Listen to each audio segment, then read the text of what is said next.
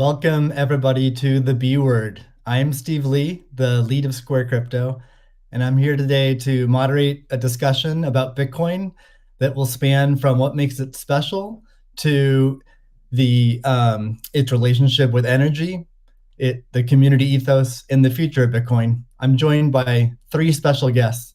The first is Kathy Wood, founder, CEO, and CIO of ARK Invest. Next is Elon Musk, techno king of Tesla and chief engineer of SpaceX. And finally, Jack Dorsey, CEO of Square and CEO of Twitter. So we have a lot to talk about today. So let's get to the talk and get right to it. I'm going to start off by asking each of you a question, which is what's shaped and influenced your views on Bitcoin? And let's start with Kathy. Okay, Steve, thank you. Well, the first thing was our focus on disruptive innovation. So starting in 2011, Brett Winton, our director of research, who I know will be on the program later, he started talking about this thing called Bitcoin at the time. And it was a curiosity as we were doing our brainstorms in research. But as we learned more about this open source ecosystem, that might fulfill the role of the payment system that the internet neglected to build into the system, not expecting commerce. We thought, this might be something. And then I became even more interested when I realized that my economics would come into play as well here. And Art Laffer, my mentor from USC, and a monetary scholar. In 2014, I asked him if he would collaborate on a paper on Bitcoin. And he was a bit of a naysayer at first, but agreed to read the paper. He read the paper, tore it up, and from an economics point of view, really wanted to understand this. And he said, I think you got something here. This is a rules-based monetary system. I've been waiting for this for my entire career. So the combination of disruptive innovation generally, economics on top of that, and the huge misunderstanding out there as to what this is, that was intriguing and launched our research effort. Thank you. Elon, what's influenced your views on Bitcoin? Well, I've thought about money for quite a while, obviously, since the PayPal days. And then the companies that preceded that, X.com, which I created, and Confinity, which Peter Thiel, Max Levchin, Luke Howry, and others created. When we combined the companies and made PayPal. So I've been thinking about money for a long time. And really, I think it's best to think of money as an information system, primarily an information system for labor allocation. For practical purposes, it exists in a series of heterogeneous databases, like very different databases in bank mainframes around the world. It moves quite slowly in reality. It seems to move fast sometimes, and it does with PayPal, which is real time.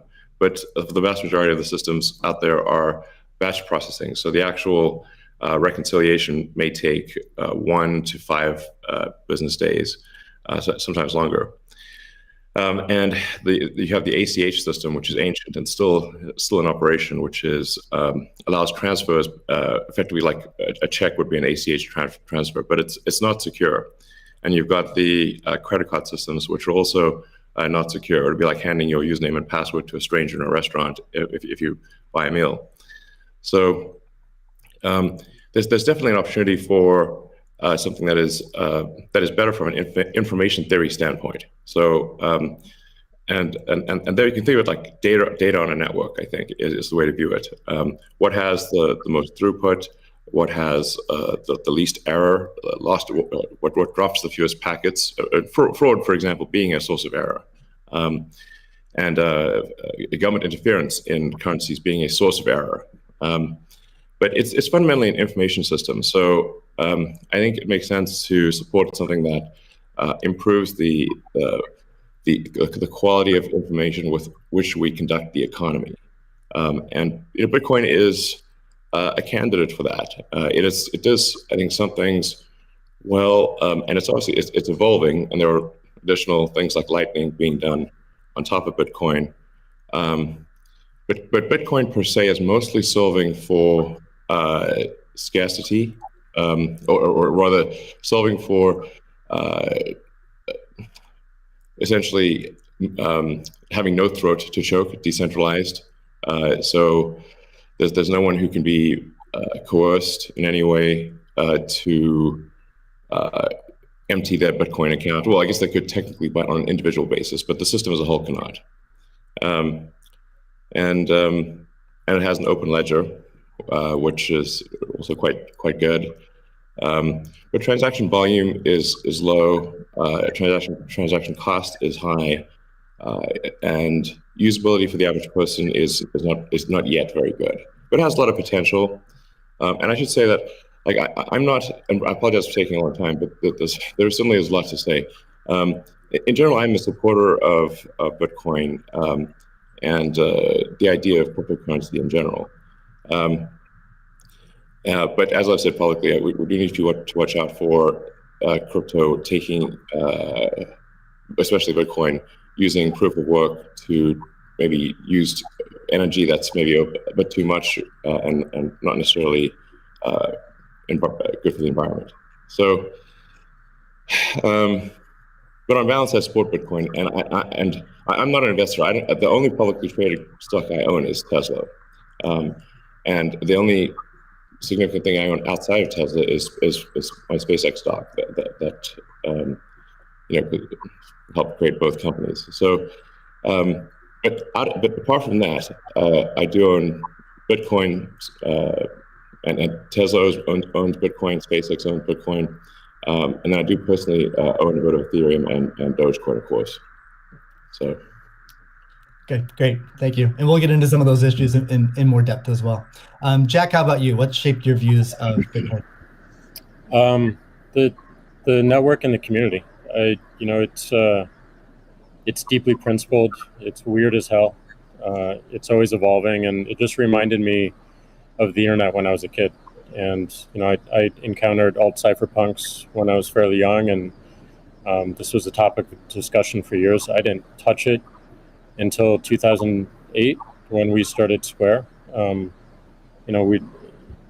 and teams at X and PayPal inspired a lot of what we were trying to do, trying to bring in more to a physical world. But we encountered this crazy predatory system that was slow, that was obtuse. And I think, one of the things that we tried to do, which X and PayPal also tried to do, is build an abstraction layer around this complication and around this predatory nature that the financial industry can tend to be, and make it work for people. But when I saw Bitcoin in 2009, you see a chance to replace the whole foundation.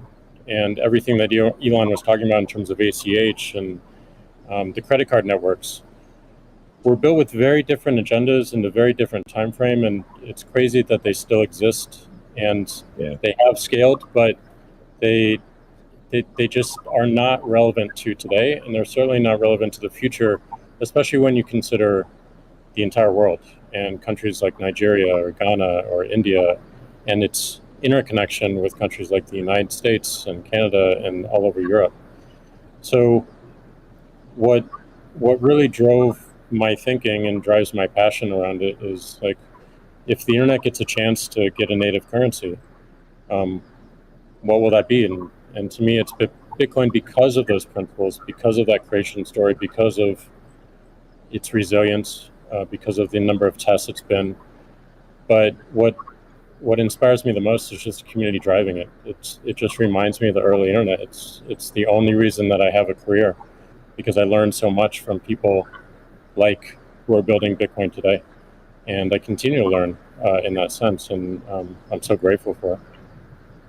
So that's a good segue into the next question I'd like to ask you, Jack. Is you said before that Bitcoin changes everything.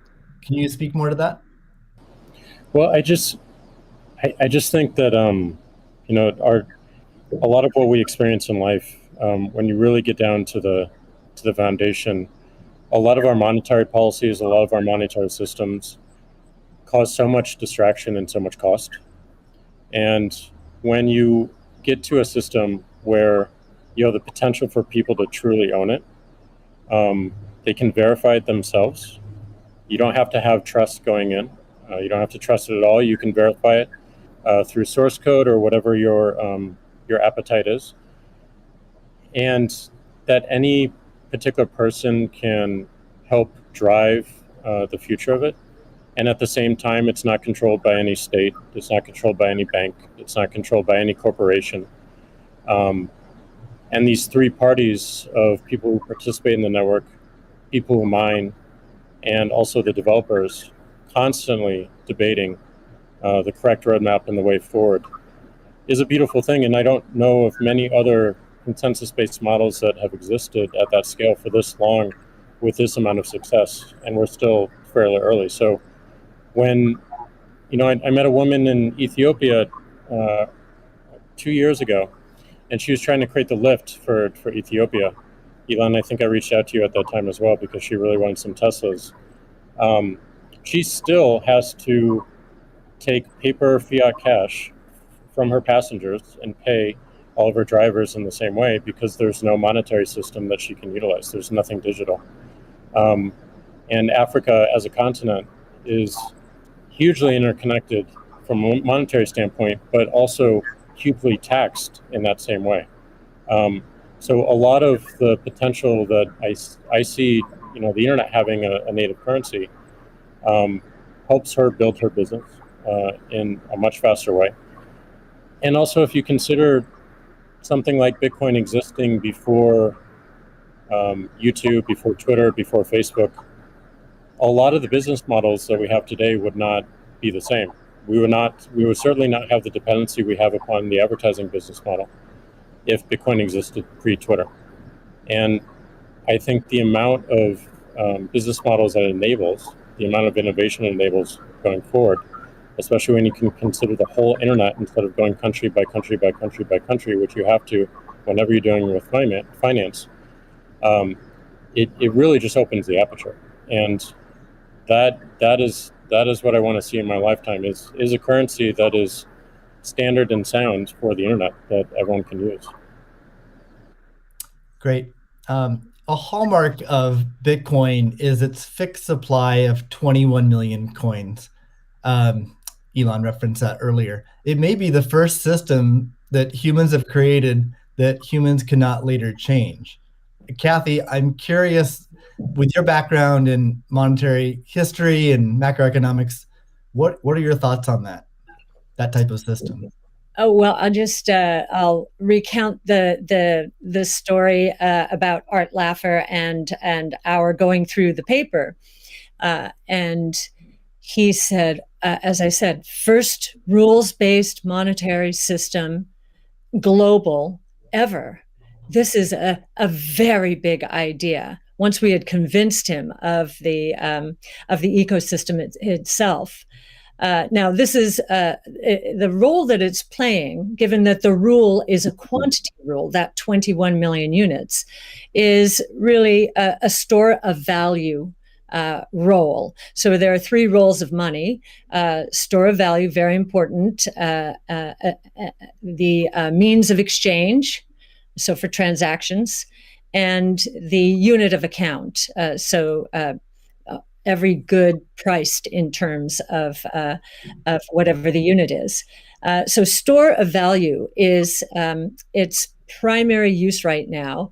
The others exist. Unit of account, reserve currency of the crypto asset ecosystem. That's being seeded a little bit towards stable coins right now. But the store of value is a very big role. And means of exchange with apps built on top of the Bitcoin blockchain, we think is going to become more of a reality. Right now, high value transactions take place over Bitcoin, and that is a very useful role. So we look at those, and I remember saying to Art, "How big could this be?" And he said, "Well, how big is the U.S. monetary base?" Well, today it's $8 trillion. $8 trillion. At the time we were talking, it was $4 trillion. So we've gone through another crisis since then.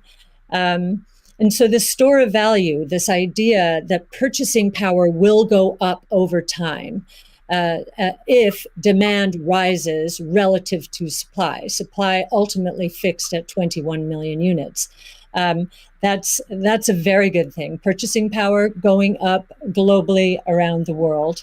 And this idea that it's a hedge against confiscation of wealth. And that can take place in a myriad of ways. But inflation, and especially hyperinflation in emerging markets, is the primary way. Talk about destroying purchasing power. So that's a very big idea. And I'll also mention deflation. In some ways, it's a hedge against deflation. I know some people are confused that we at ARC think that we're in a deflationary environment here in the United States. If that is true, the odds of a hyperinflation in the rest of the world, especially in emerging markets, is also true. So, but this deflation, and we learned from 0809, there's counterparty risk associated with deflation. And I think Bitcoin would be a hedge against that eventuality as well. So it's a very big idea. Right. I suspect among us, there's not a lot of debate about Bitcoin's potential as a store of value. But Jack, you referenced earlier it being or becoming the native currency of the internet. Can you speak more to that, and also how it relates to maybe how institutions think about it? Yeah, I mean, like just simple example. If I happen to be in Ghana and my family is in Nigeria, currently I can take anywhere from and I need to send money back, anywhere from 10 to 30% off the top just to send that money back. Whereas if you just focus on the worldwide remittance problem, Bitcoin solves so many of those problems today instantly without having to go through any intermediaries or any slowness or complicated systems that a corporation or a state created. So I think having sound money that is separate from the state is the idea. Having it completely verifiable by everyone, including the state, including corporations, including individuals, including developers who want to build on top of it, is quite powerful, and that's what keeps it secure and strong. And I think that's we need more of that, which is why this one of the reasons why this conversation is so important is as entities come into the space, it's not just buying an asset and holding on to an asset and treating it as an investment. There's something special that created this, and something precious and something very unique, which has to be protected, and we need to do whatever we can to help that thrive as well. Elon, I'm curious your opinion on this. You mentioned earlier about Bitcoin's throughput, or the importance of throughput, maybe some concerns around Bitcoin. Can you speak? Do you think Bitcoin can become peer-to-peer cash? Well, Bitcoin does have a fundamental scarcity limit at the base layer that's designed in. That doesn't mean you can't have some layer 2 system in theory like Lightning. And I understand Lightning is doing well in some small countries. There's some question mark as to whether you need a money transmitter license. Just a debate as to whether that's needed, given that it is not open ledger. So that's a whole separate debate, of course. But Bitcoin by itself simply cannot scale to be the monetary system for the world at base layer. But with a second layer, this is possible depending upon how that second layer is implemented. Yeah, that's part of why I think there may be some merit to something that may seem silly, like Ethereum, like Dogecoin. I think Ethereum also, like I said, the three things I own outside of SpaceX and Tesla, and obviously it's a Neuralink and Boring Company, but of any significance are Bitcoin by far, and then some Ethereum and some Doge. So if the price of Bitcoin goes down, I lose money. I'm not sort of I might pump, but I don't dump. So it's not a case of I definitely do not believe in in getting the price high and selling or anything like that. And I would like to see Bitcoin succeed. I think there's some merit to this is not a slam on Bitcoin. There's some merit to considering something that has a higher max transaction rate and a lower transaction cost, and kind of seeing how far you could take a single layer network where the exchanges act as a de facto second layer. I think you can probably take that further than people realize, and as bandwidth increases over time, latency decreases. SpaceX's Starlink is actually playing a role in this, and I think long term people will probably have access to worldwide access to gigabit level connectivity at low latency, and so at low cost. And so then your base layer could do a lot of transactions if you take that into account. So yeah, but like I said, Bitcoin with a layer 2 system certainly could scale to do a vast number of transactions. Same goes for Ethereum. Question about the scaling at the layer 1. The concern from the past 5 years of debate in the Bitcoin community is that would sacrifice too much decentralization and hurt the censorship-resistant properties of Bitcoin.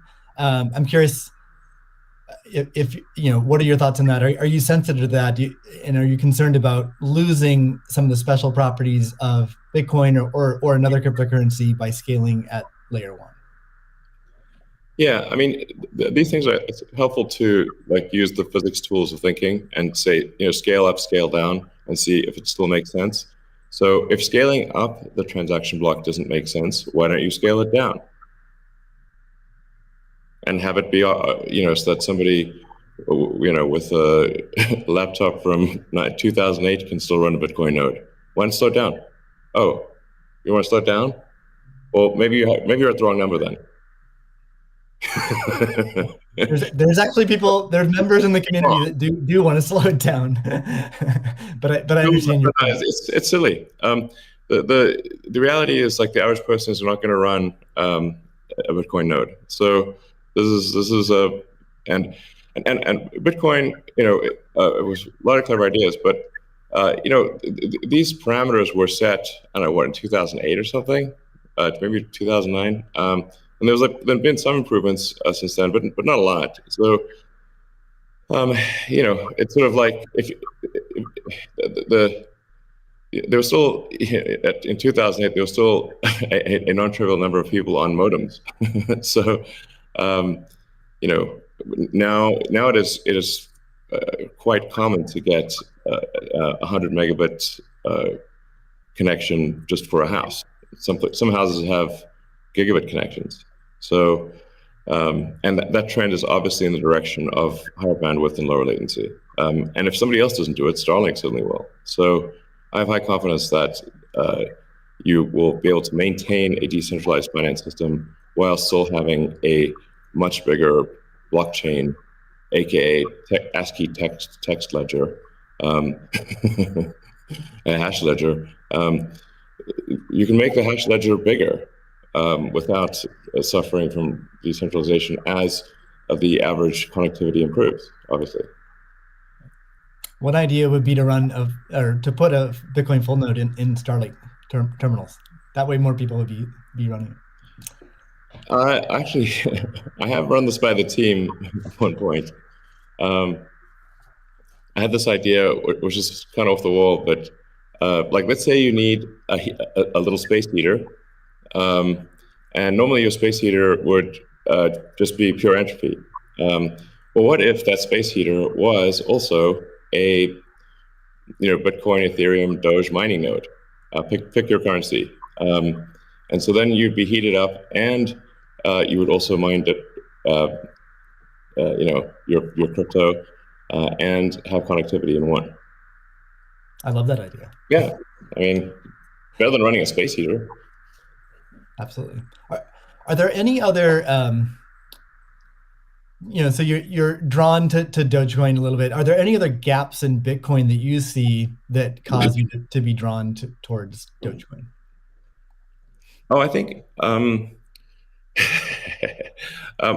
mean, I think there's a, Doge has the Doge community. I think is somewhat irreverent, obviously, and has great memes and loves dogs, and I love dogs and memes, and it doesn't take itself too seriously, and I think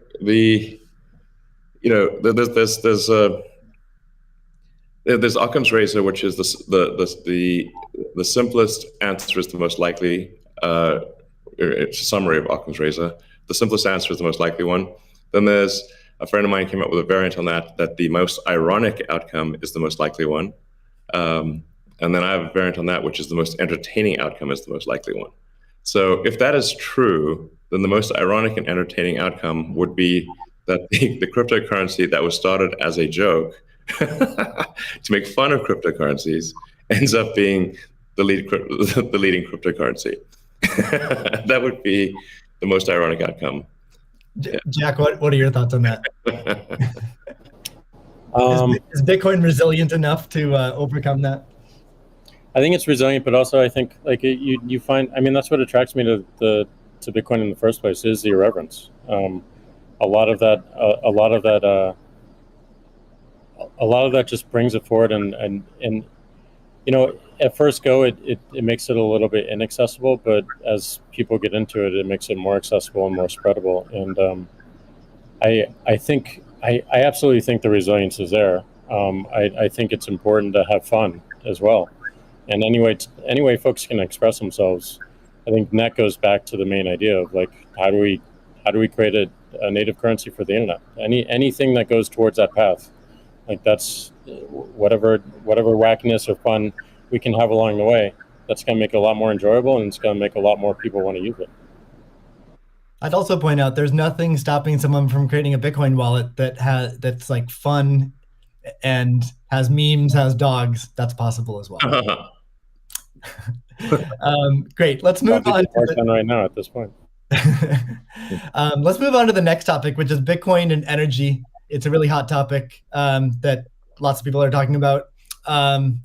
Let's start with Elon. You've been vocal on this. You've said that. I mean, you said many things about it. You've also said that Tesla will resume payments in Bitcoin payments if the renewable energy is approximately 50% and sort of looks like it's on a positive future trend. What do you think the state of things are with respect to that? Yeah, so I do think that there appears to be a positive trend in the energy usage of Bitcoin. Actually, part of this is due to the drop in Bitcoin price. What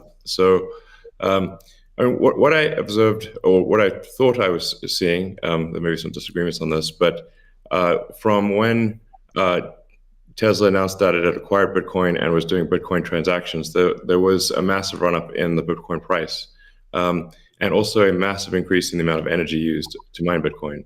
And I think I understand renewable energy quite a bit. I mean, Tesla does solar and interacts with a lot of wind generation through our mega pack, because basically need to store energy from wind and from solar.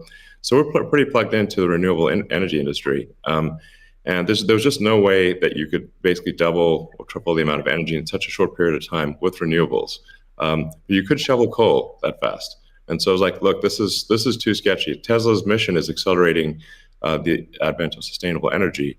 We can't be the company that does that and also not do appropriate diligence on the energy usage of Bitcoin. So all I did was I said, look, we're going to suspend Bitcoin transactions for now. We're not selling any Bitcoin, nor am I selling anything personally, or nor is SpaceX selling any Bitcoin. Again, I want to emphasize SpaceX, Tesla, and I own Bitcoin. I also own a little bit of Ethereum and Doge, but the companies just own Bitcoin, and the Bitcoin that I own is worth much more than the Ethereum or Doge. So clearly, if I'm if these actions negatively affect me financially, if I was purely financially motivated, then I would not express this reticence about Bitcoin energy usage. Now, it looks like Bitcoin is shifting a lot more towards renewables, and a bunch of the heavy-duty coal plants that were being used, unequivocally being used, this is not a question mark, have been shut down, especially in China. So I think it's probably, we want to do a little bit more diligence to confirm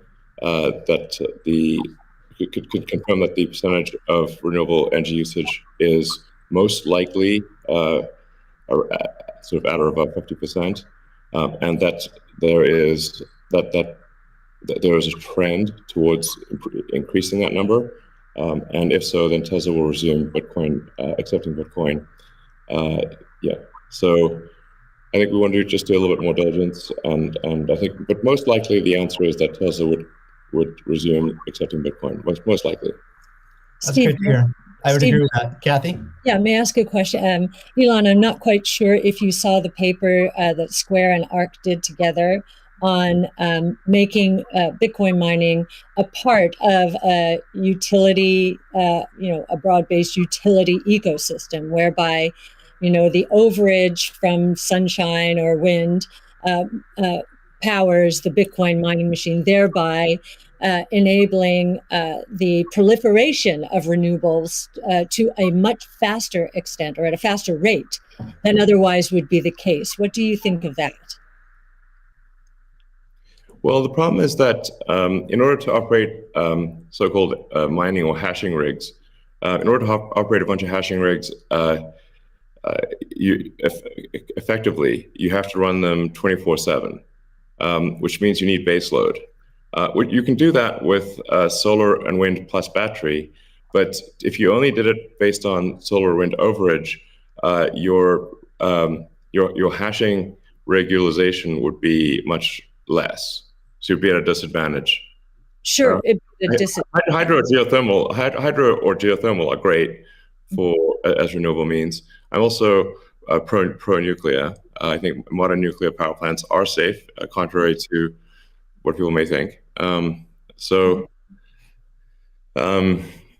really think it's possible to make very, very extremely safe nuclear. I'm talking about fission. You don't need fusion. And then, of course, fusion. You just got that big fusion reactor in the sky called the sun. It comes up every day. But I think a combination of solar and wind plus stationary storage will get you that base load, so you can run hashing 24/7. Jack, I'm curious. You've stated that Bitcoin incentivizes renewable energy. That's what we're talking about now. Do you have any additional thoughts on that? Yeah, I mean, everything that Elon said and Kathy mentioned, but it's also incentivizing a lot of innovation in just energy space, and just like looking at unused energy. There's a company called Great American Mining that caps the methane flares on oil fields to power their rigs. And you just imagine, and you mentioned nuclear, Elon, as well, and just imagine all the unused energy that is just being wasted every single day.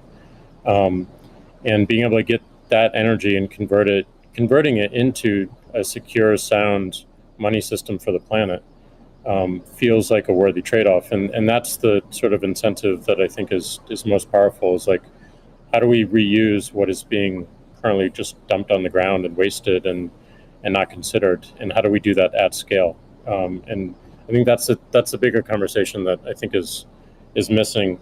But I agree with everything that Elon has said, and also the paper we put forth. I'm curious if any of you have thoughts on how what the industry can do to accelerate the transition to renewable energy. And like Elon specifically, could Tesla Energy or Starlink play a role? Well, I think Tesla can play a role.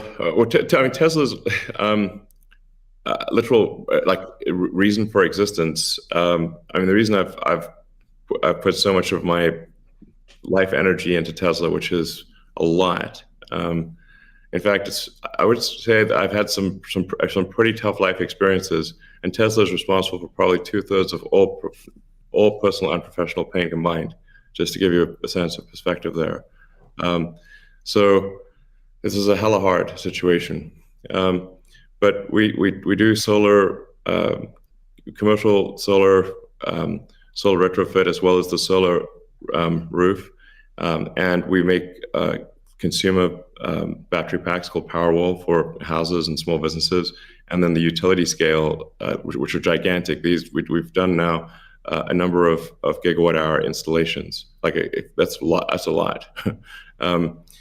And a lot of them actually have been for load leveling the grid. Mostly they are, and combined with the first really big one we did, which is 100 megawatt installation in Australia. That's actually helped stabilize a huge portion of the South Australian grid, because it's able to react so fast.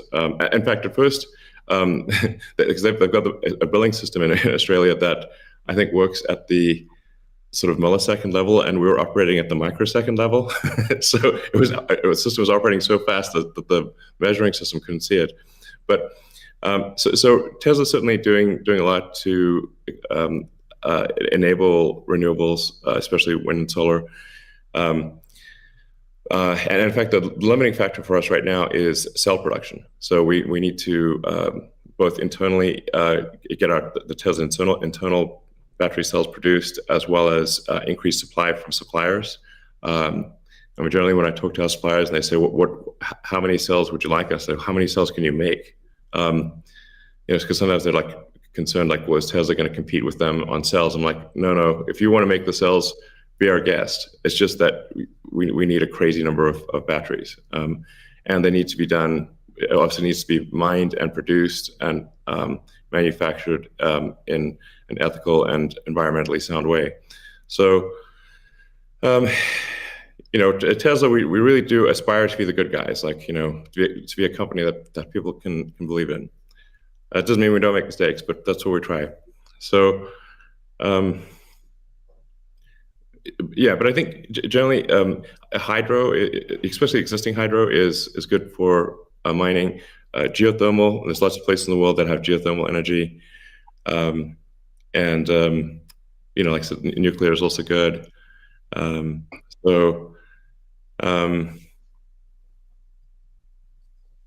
think just I'm like as I said earlier, the expectation is not like that the energy production must be pure as the driven snow, but it must it can't be using. It also cannot be using the world's dirtiest coal, which it was for a moment there.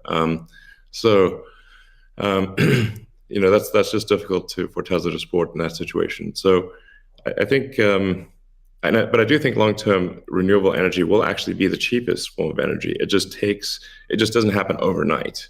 But as long as there is a conscious and determined and real effort by the mining community to move towards renewables, then obviously Tesla can support that. That's great. Kathy, we've been talking a lot about energy, but many institutions are facing questions around Bitcoin's relationship with ESG. Can you maybe speak a little bit more to what is S and G in ESG and how Bitcoin might support those? Sure. So E, of course, is environmental, S is social, and G is governance. And there is a massive movement afoot in the institutional world, especially, to embrace ESG and make sure that their asset managers are doing the same. So if we've just talked about environmental, and I really do believe that Bitcoin will be much more environmentally friendly, certainly than traditional gold mining or the traditional financial services sector. In many ways, it already is, and it's just going to get better that way. In terms of social, I know that many institutions, when they are thinking of social, they think of diversity and equity, pay equity, and all of that. But if from our point of view, the disruptive innovation point of view, social is much more than that. It is saving lives, of course, autonomous technology, that would be another topic for Elon. But in this case, allowing access to payment technology, as Jack is saying, everywhere around the world without friction. And just back to the remittance example, I think if I've got these stats correctly, there are certain countries in the world that are incredibly dependent on remittances for GDP. Tonga, 37%, El Salvador, which just deemed Bitcoin legal currencies, 24%, Nepal, 24%. And I think the remittance industry globally, roughly 700 billion. So saving people these egregious fees, think about it, you're paying anywhere from 8% to, as Jack said, 30% of your $100 that you're sending back to your family. That is social responsibility, I would submit, as is just the economic empowerment that Bitcoin will enable. We've talked about that already. And I know that Alex Gladstein is going to be talking later about, the 4.3 billion people in the world who are hostage to authoritarian regimes, or the 1.3 billion who are living in double-digit and triple-digit inflation, if not more. Saving them from the destruction of their purchasing power certainly is a noble social goal. So we expand social to be much more than the traditional ESG community. And then on governance, you've got the transparency of the ecosystem. It's completely transparent, unlike the opaqueness of financial systems and the toll takers in the traditional financial world. And I think a huge part of governance in the Bitcoin ecosystem are the Bitcoin core developers. Now, before I met them, and I've had the pleasure and the honor of meeting many of them, that was a part of this ecosystem I didn't understand. But actually getting to sit down and talk to them, if I have a learning curve need, it certainly is on the technology side. But in terms of talking to them about economics, economic theory, failed monetary regimes historically, they know economic history, many of them, better than anyone I've ever met. So that gives me a great degree of confidence that they do believe they are on a noble mission. They could be paid a lot more than they're being paid right now if they worked at Google or Facebook or some of these other areas. But they've chosen, this sense of purpose for a noble goal, and they have incredibly strong technology backgrounds. As well as a good understanding of economic history, especially monetary history. And it gives me a great deal of comfort as I think about the governance of the ecosystem, much more so than I think we would find in other financial ecosystems. And just to give you an example of that, I think 2 years, we were talking about, there's a big debate about reorganizations, I know, in the Ethereum network right now. Well, we saw the core Bitcoin developers and others at work back in 2019 when Binance tried to reorganize in order to reclaim 7,000 Bitcoin that were hacked. And they just wouldn't allow it. So we've already had some very good tests of the Bitcoin ecosystem, including developers. So that would be my answer.